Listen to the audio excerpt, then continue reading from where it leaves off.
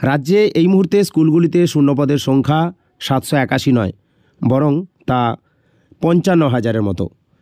24 ঘন্টার মধ্যেই ডিগবাজি খেলেন রাজ্যের শিক্ষামন্ত্রী ব্রাত্য বসু।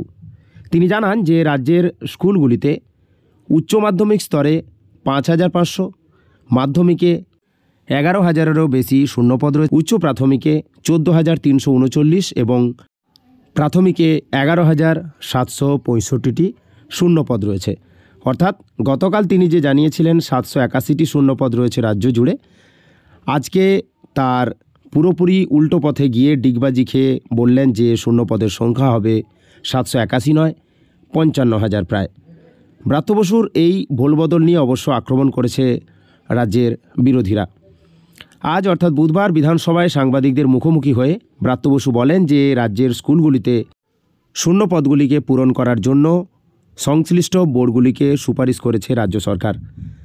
তারপরে যে শূন্যপদ রাজ্য সরকারের হাতে পড়ে রয়েছে সেগুলোর কথা বিধানসভায় জানানো হয়েছে বলে তিনি তা উল্লেখ করেছেন।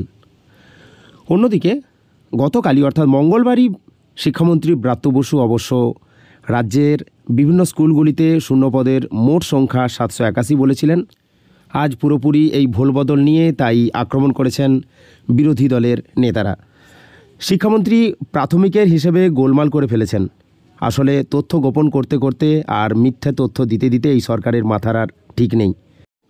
আর এই নিয়ে বিজেপি নেতা রাহুল সিনহার মন্তব্যও বেশ গুরুত্বপূর্ণ। তিনি বলেন যে ব্রাত্যবাবু ভালো নাটক করেন, সেই নাটক শিক্ষা দপ্তরে না করলেই ভালো হয়। এখানে লক্ষ লক্ষ বেকার যুবক যুবতীর ভবিষ্যৎ জড়িয়ে রয়েছে। যাই হোক, আবার হয়তো নতুন কোনো নাটকের জন্য আমাদেরকে অপেক্ষা করতে হবে।